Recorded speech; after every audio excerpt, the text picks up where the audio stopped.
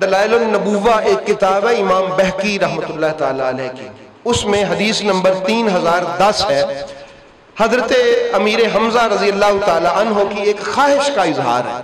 حضرت عمار ابن عمارہ ان سے یہ روایت ہے، وہ فرماتے ان حمزہ ابن عبد المطلب قال یا رسول اللہ صلی اللہ علیہ وسلم آرنی جبریل علیہ السلام، یا رسول اللہ یہ جو جبریل ہے جو وحی لے کے آتا ہے آپ پر، مجھے کبھی جبریل تو اس کی شکل میں دکھائے۔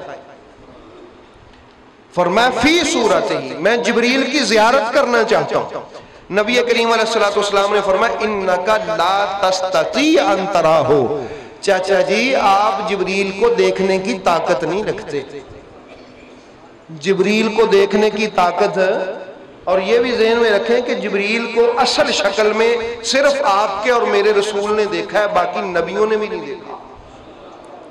آپ کے اور میرے محبوب نے جبریل کو اصل شکل میں دیکھا، رسول پاک صلی اللہ علیہ وسلم۔ حضرت امیر حمزہ نے کہا یا رسول اللہ میں نے جبریل دیکھنا ہے، آپ پہ وحی لے کے آتا ہے، مجھے محبت ہے۔ آپ نے فرمایا کہ چاچا جی آپ جبریل کو نہیں دیکھ سکتے۔ عرض کیا آگے سے، قال بلا، مجھے پتا ہے میں نہیں دیکھ سکتا، فارانی ہے، پھر بھی مجھے دکھائیے۔ میں دیکھ تو نہیں سکتا لیکن آپ دکھا تو سکتے ہیں۔ کیا عقیدہ ہے ان کا کہ یا رسول اللہ میں نہیں دیکھ سکتا، مجھے پتا ہے، فارانی ہے، مگر آپ ایسا کریں آپ مجھے دکھائیں۔ تو نبی پاک علیہ السلام نے فرمایا ٹھیک ہے، فقد، آپ یہاں پھر بیٹھ جائیں، تشریف رکھیں۔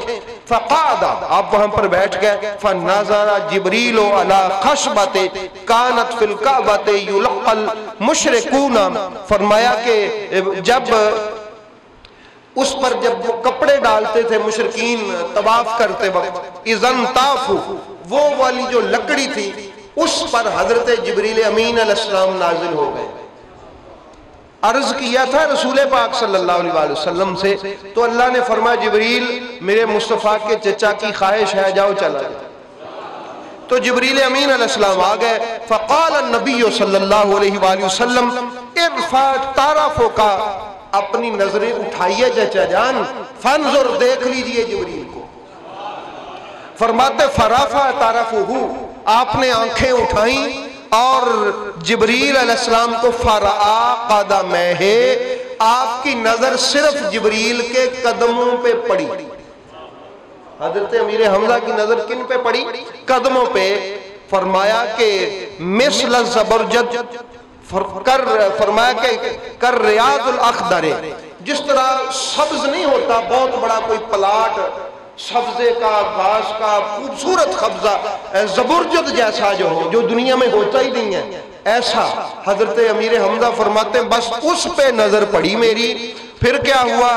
فرمایا اس کے بعد ان پر غشی طاری ہو گئی، بے ہوش ہو گئے۔ پھر نبی کریم صلی اللہ علیہ وآلہ وسلم نے ان کی یہ خواہش پوری فرمائی۔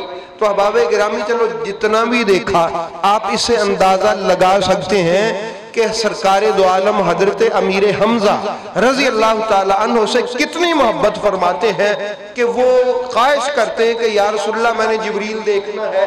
سرکار عرض کرتے مولا میرے چچا کو جبریل دکھا دے۔ تو ان کے قدموں پر نظر پڑی حضرت جبریل امین علیہ السلام کے۔ تو یہ شان ہے حضرت جبریل امین علیہ السلام کی۔ حضرت عبداللہ ابن عباس رضی اللہ تعالی عنہما سے یہ حدیث پاک ہے، یہ علامہ حاکم کی مستدرک حدیث نمبر 4878 اور جامع الاحادیث علامہ سیوطی کی حدیث پاک 12265، اس میں جناب عبداللہ ابن عباس رضی اللہ تعالیٰ عنہ فرماتے قال رسول اللہ صلی اللہ علیہ وسلم دخلت الجنت لبارحدن، میں ایک بار جنت میں داخل ہوا۔ یہ نبی پاک کو معراج ایک تو جسم اور روح کے ساتھ ہوئی نا، یہ والی معراج جو معروف ہے، اس کے علاوہ رسول پاک کو کئی بار معراج ہوئی روحانی طور پہ، بلکہ کئی بار کو تو چھوڑیں، بخاری شریف کی حدیث پاک ہے ابھی تو عند ربی ہوا یطعمنی و یسقینی، میری ہر رات ہی رب کے پاس گزرتی، وہ مجھے کھلاتا بھی ہے مجھے پلاتا بھی ہے۔ آج تم ایک معراج کی بات کرتے ہو، میرے نبی کی ہر رات ہی معراج ہے۔ فرماتے جب میں اللہ کی جنت میں داخل ہوا تو میں نے فنظرت فیہا، میں نے وہاں ایک منظر دیکھا فَإِذَنْ جَعْفَرُ جو حضرت جعفر ہے نا، جعفر یطیر مع الملائکہ، میں نے حضرت جعفر کو دیکھا وہ جنت میں فرشتوں کے ساتھ پرواز کر رہے ہیں، حضرت جعفر کو دیکھا۔ اور اس کے بعد فرماتے ہیں وَأَنَّ حَمْزَةَ مُتَّكِئًا عَلَى سَرِيرِهِ، اور میں نے اپنے چچا حمزہ کو دیکھا کہ وہ جنت میں اپنے بڑے عظیم تخت پر تشریف فرما ہے اور ٹیک لگا کے بڑے مزے سے بیٹھے ہوئے۔ یہ ان کی شان ہے۔ کنز الاموال شریف میں یہ 36,937 نمبر حدیث ہے، اور علامہ سیوطی کی جامع الاحادیث میں 4003 نمبر حدیث ہے، علامہ طبرانی کے المعجم الاوسط میں 930 نمبر حدیث ہے، امام حاکم کی 4864 نمبر حدیث ہے۔ مولا علی علیہ السلام ارشاد فرماتے ہیں ان افضل الخلق یوم یجمعہ اللہ، قیامت والے دن اللہ جب ساری مخلوق کو جمع کرے گا ان میں سب سے افضل اللہ کے رسول ہوں گے۔ ان میں سب سے افضل کون ہوں گے؟ الرسل، سب سے افضل اللہ کے رسول ہوں گے۔ وَأَفْضَلُ النَّاسِ بَعْدَ الرُّسُلِ الشُّهَدَاء، اور رسولوں کے بعد اللہ تعالیٰ جو فضیلت عطا فرما رہا ہے قیامت والے دن وہ شہداء کو ہوگی۔ وَإِنَّ أَفْضَلُ الشُّهَدَاءِ حَمْزَةَ بْنَ عبد المطلب، اور شہیدوں میں جو سب سے افضل ہوگا اس کا نام حضرت حمزہ بن عبد المطلب ہے۔ قیامت والے دن ان کا یہ مقام ہے، اور نبی کریم علیہ السلام نے فرمایا قیامت کے میدان میں میرے چچا میدان حشر میں سردار ہوں گے۔ کیا ہوں گے؟ سردار ہوں گے۔ تو آج ہم قیامت والے ایک سردار کا ذکر کر رہے ہیں، تو آخر پہ ان کی شہادت کا تذکرہ بڑا معروف ہے۔ آپ جانتے ہیں کہ غزوہ احد میں حضرت امیر حمزہ رضی اللہ تعالی عنہ کی شہادت ہوئی۔ یہ شوال تھا، آپ بڑی جواں مردی سے لڑا کرتے تھے، اللہ کے شیر اور اس کے رسول کے شیر حضرت امیر حمزہ رضی اللہ تعالی عنہ وعلیہ السلام۔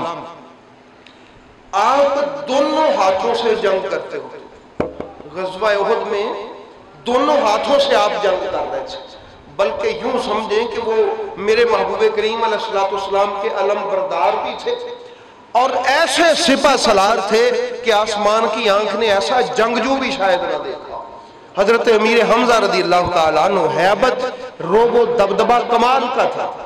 یہ جو ہند تھی یہ یزید کی دادی تھی، دادی تھی، اس کی دادی کا وہ باپ تھا عتبہ، ٹھیک ہے۔ اس کا بدلہ لینے کے لیے اس نے اس کو خریدا اور اس کو آزاد کرنے کے لیے کچھ پیسے بھی دیے اور لالچ دیا۔ وہ بڑا نشانے باز تھا، وہ جو وحشی تھا، اس نے چھپا ہوا تھا۔ حضرت امیر حمزہ جنگ کرتے کرتے جب اس گھاٹی کے قریب سے گزرے تو وہ چھپا تھا، اس نے نیزہ مارا، آپ کے ناف کے اس جگہ پہ لگا جو آر پار ہو گیا، اس میں زہر تھا بڑا خطرناک قسم کا، تو وہ آپ کی شہادت کا باعث بنا۔ پھر اسی ہند نے حضرت امیر حمزہ رضی اللہ تعالیٰ عنہ کے جسم اقدس پر اس کے جسم کے ٹکڑے کاٹے، مسلح کیا اور اس کا ہار بنا کے اپنے گلے میں ڈالا۔